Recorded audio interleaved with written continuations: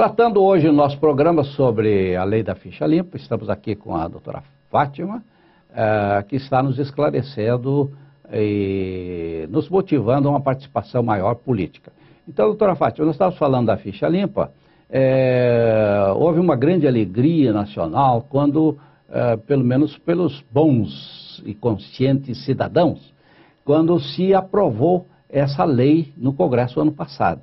E o pessoal diz, bom, agora nós não vamos ter mais esse pessoal aproveitador aí do povo, né, que se elege para ser beneficiário de si mesmo. Mas de repente aparece o voto aí que estava faltando, né, e jogou um balde de água fria, né, nessa grande conquista. Então gostaríamos que você explicasse um pouco sobre isso, como é que acontece isso, o que se deve fazer, o que está se providenciando no meio político, legislativo sobre esse assunto. A questão toda está na promulgação da lei. E tem alguns princípios que devem ser, que regem toda a norma jurídica e é uma preocupação de todos com isso. Nós não temos consciência da lei. Da mesma forma que nós não temos consciência da política, nós não temos consciência da lei, nós ignoramos a lei. Eu sempre pergunto em aula se o meu aluno já leu a Constituição Federal. Ele simplesmente ignora. Quando eu pergunto quais são os seus direitos individuais, ninguém sabe que está no artigo 5º da Constituição Federal. E tão pouco sabe que existe o artigo 170 da Constituição Federal, que é da ordem econômica, que está desenhando toda essa ordem, toda essa estrutura econômica que nós estamos vivendo hoje, econômica financeira. Então não tem consciência do papel, da importância da Constituição Federal. A Constituição Federal previu essa situação, falou que essa ampliação desse assunto deveria ser tratado por uma lei complementar, só que para a consciência de todos, para que todos tenham consciência, consciência não, conhecimento da lei, seria necessário um ano, aguardar um ano. E a promulgação da lei não deu o tempo exato para as eleições de 2010, 2012, não, 2010, anterior. Certo.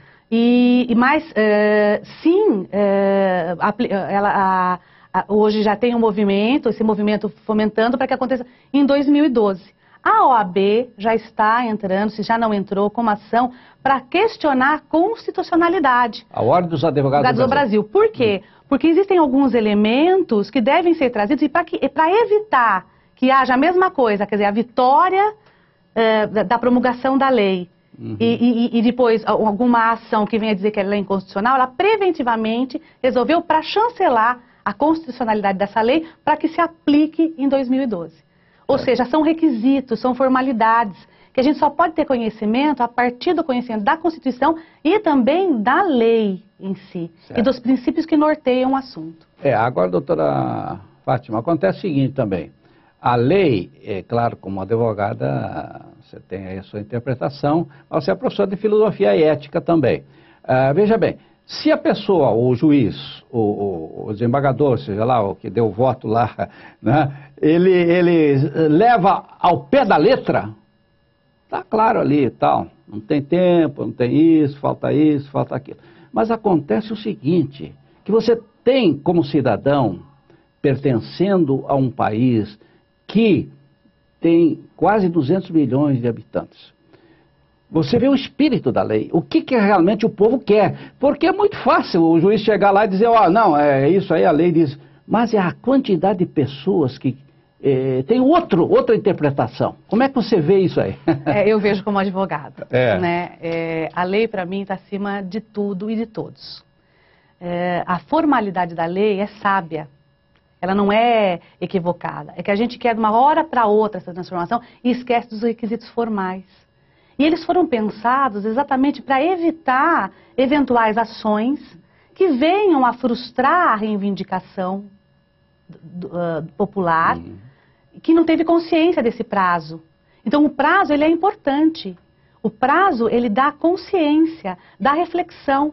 Ao contrário do que dizem, muito embora não tenha sido aplicado agora nas últimas eleições, se pensa mais sobre o assunto do que se pensava antes. Certo, já é uma vantagem. Já é uma vantagem, aí é o trabalho da consciência, uma consciência muito maior. E está em pauta cada vez mais esse assunto. E isso é um ganho para a gente, porque não basta só a lei, nós temos que fiscalizar a aplicação da lei. Nós temos as melhores leis do mundo, nós não temos políticas públicas porque não se existe exigência do povo, consciência dele. Que então, aí é tanto do governo que tem que fiscalizar, como dos próprios cidadãos que tem que exigir, né? Mas o que eu estava colocando, Fátima, é o aspecto de que no passado não se consultava muito o povo, né? Tem os caciques, vamos dizer assim, a cúpula que mais ou menos dirigia. Hoje, os cidadãos estão querendo participar. Então, quando existe um caso desse, teria que se consultar, não é? Não levar ali ao pé da letra a coisa assim, a lei diz isso, tem que ser isso, né? Então, eu estou questionando essa participação na própria formulação da lei também. Como é que Mas existe a participação, existe? Porque existe a participação. Quando houver essas assinaturas, todos esses movimentos de consciência trouxeram as assinaturas reivindicando isso para que houvesse a promulgação da lei. Certo. Então, quando a lei ela tem que estar exatamente o reflexo da reivindicação popular. E o que se pedia, porque a lei de ficha limpa ela já existia. Ela já existia, mas com prazo de 3 anos. É uma alteração. A ficha limpa essa lei, ela vem como uma alteração a uma anterior, asseverando. O que significa isso? Ao invés do prazo de 3 anos que se tinha, passou a 8 anos para que ele possa pensar em se candidatar. Então é um tempo maior. E uma outra questão importante, para quem vive da vida política, 8 anos é muito tempo.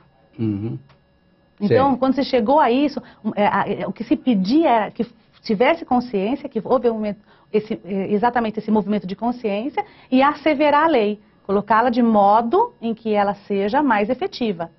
Certo. Foi essa preocupação. 8 anos é muito, eu acho que para o povo também. Então, hoje está se querendo o quê? Uma participação maior do cidadão. Com certeza. Então, você, meu amigo telespectador, tem uma responsabilidade muito grande. Porque esse negócio de você estar jogando para o governo resolver, ou para o juiz.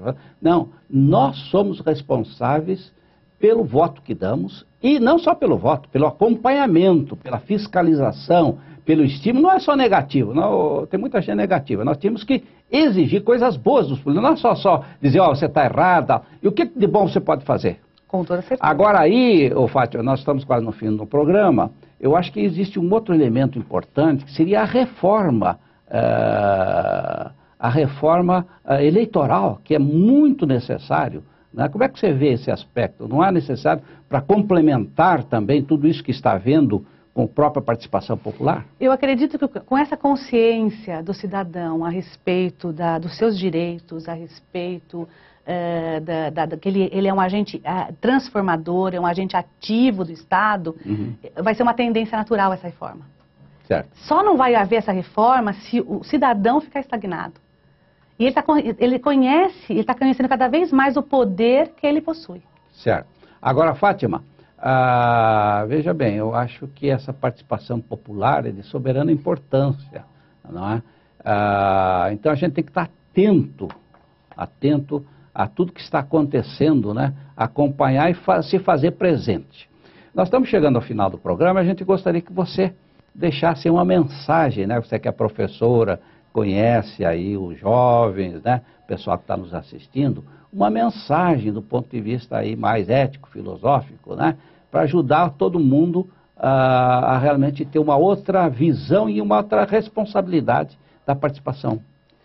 Bom, eu gostaria de pedir a todos que lessem a Constituição Federal. Eu acho que a partir dela muitas coisas vão se esclarecer, muitos direitos que a gente nem sabe que tem está ali, principalmente o artigo 5º da Constituição, conhecer a lei, discutir a lei, trazer para discussões, porque é muito triste ouvir críticas sem conhecimento da lei. Então, meu pedido a todos é que conheçam a Constituição Federal. Certo. Fátima, se alguém quiser ter fazer uma pergunta para você, você tem aí um e-mail, um site que você possa colocar? Tenho sim. Posso passar o meu e-mail? Pode passar. advocacia@delbono.com.br. Muito bom. Nós queremos agradecer muito a doutora Fátima por essa entrevista, né? E gostaríamos que os nossos amigos telespectadores pudessem telefonar, se comunicar através do e-mail, para ter maiores informações. Muito obrigado, doutora Fátima. Um prazer, muito obrigada. Agradeço a todos. Sucesso no seu trabalho. Agradecemos a atenção dos nossos telespectadores e esperamos que esteja conosco no nosso próximo programa. Obrigado.